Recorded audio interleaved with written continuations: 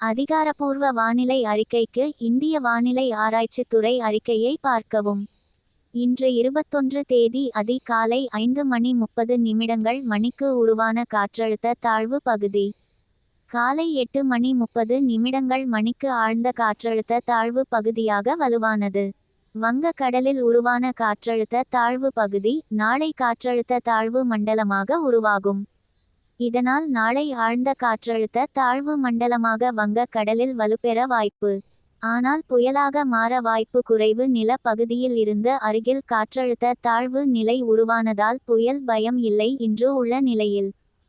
வங்கக்கடலில் இப்போது உருவாகி இருக்கும் குறைந்த காற்றழுத்த தாழ்வு பகுதியால் சென்னை, திருவள்ளூர், காஞ்சிபுரம், செங்கல்பட்டு மாவட்டங்களில் இன்றும் அடுத்த 2-3 நாள்களுக்கு பலத்த மழை கொட்டித்தீர்க்கும்.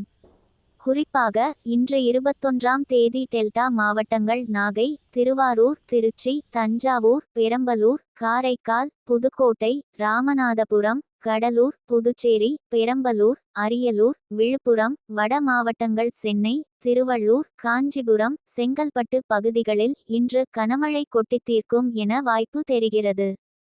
இரண்டாம் சுற்று வடகிழக்கு பருவமழை தொடங்கிய நிலையில் கனமழை பரவலாக பெய்து வருகிற நிலையில் வட கடலோர மாவட்டங்களில் டெல்டா மாவட்டங்களில் கனமழை பெய்து வருகிறது. இனியும் அதிக வாய்ப்பு உள்ளது. பள்ளி குழந்தைகள் பாதுகாப்பு கருதி தொடர் மற்றும் கனமழை பெய்து வரும் மாவட்டங்களில் பள்ளி, கல்லூரிகள் மழைக்கால விடுமுறை விட அதிக வாய்ப்பு இருக்கலாம். ஆகவே அதிகாரபூர்வ அறிவிப்பை பார்க்க.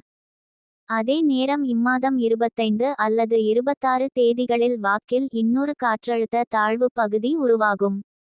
இம்மாத இறுதியில் அது மோத்தா புயலாக வலுப்பெறும் என்று எதிர்பார்க்கப்படுகிறது. வானிலை என்பது மாற்றத்திற்கு உட்பட்டது. தொடர்ந்து அப்டேட் தெரிந்து கொள்ள புயல் தூதுவன் சேனலை சப்ஸ்கிரைப் செய்யுங்கள். லைக் பண்ணுங்க, ஷேர் செய்யுங்கள். நன்றி.